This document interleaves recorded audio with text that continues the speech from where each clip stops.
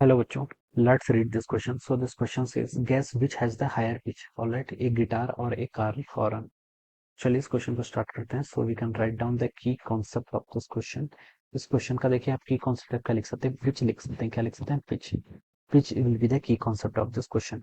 Pitch देखिए बच्चों होता क्या है, देखिए हमारा जो ब्रेन होता है वो क्या करता है, साउंड को इंटरप्रेट करता है. किस टर्म में इंटरप्रेट करता है? देखिए उनकी क्वालिटी की टर्म में, in terms of the subjective quality बोल देते हैं. क्या कर लेते हैं? सब्जेक्टिव क्वालिटी है.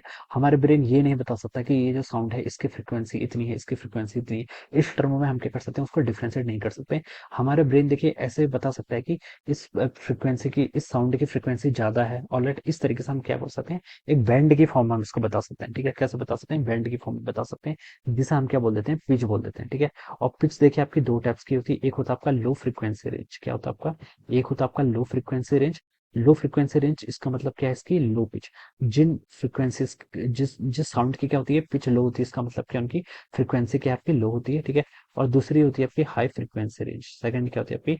High frequency range. High frequency का रेंज का मतलब होता है यहाँ पर इसकी पिच क्या आपकी हाई पिच है. ठीक है. High pitch. तो दो तरीके से हम क्या करते हैं, साउंड को क्या करते हैं, ऐसे यहाँ पर डिवाइड कर लेते हैं. लो फ्रीक्वेंसी रेंज को हम लो पिच बोलते हैं और हाई फ्रीक्वेंसी रेंज को हम क्या बोलते हैं, आपका हाई पिच बोल देते हैं. ऑलराइट. देखिए हमसे बोल रखा है कि which has the higher pitch, किसके पास यहाँ पर हायर पिच हो गई, गिटार के पास या फिर आपकी जो कार का हॉर्न है. ठीक है. अब देखिए बच्चों, जो गिटार होता है, गिटार की पिच क्या होती है, हायर होती है. बिकॉज जो इसमें जो पार्टिकल की वाइब्रेशन की फ्रीक्वेंसी होती है in case of the guitar, क्या होती है, लार्ज होती है as compare to the car horn. ठीक है. तो हम क्या लिख सकते हैं, देखिए गिटार, जो आपका गिटार होता है, गिटार की पिच क्या होती है आपकी, हायर होती है. क्योंकि जो गिटार के जो पार्टिकल्स के वाइब्रेशन की फ्रीक्वेंसी होती है it is greater as compare to the car horn. ठीक है. तो हम लिख सकते हैं इसमें, इसका आंसर में देखिए हम क्या लिख सकते हैं, the guitar has the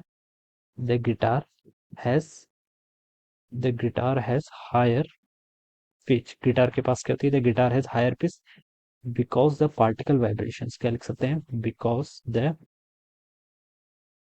guitar has higher pitch because the particle, because the particle vibration, because the particle vibration frequency is higher. Particle की वाइब्रेशन की फ्रीक्वेंसी क्या होती है, हायर होती है इन गिटार में as compare to the car horn. In guitar as as compared as compare to the car horn, to the car horn. Okay. So this will be the answer of this question. ये क्या हो जाएगा आपका, इस question का अपना answer हो जाएगा. ओके. हमसे ये पूछा था कि gas which is the highest pitch, तो हम बता सकते हैं जो गिटार होता है, गिटार के पास क्या होती है, गिटार की जो आपकी पिच होती है वो क्या होती है, लार्जर होती है. क्योंकि जहां पर आपको वाइब्रेशन होती है, जो वाइब्रेशन फ्रीक्वेंसी, यानी कि एक सेकंड में कितने ऑसिलेशन कर रहे हैं. ठीक है.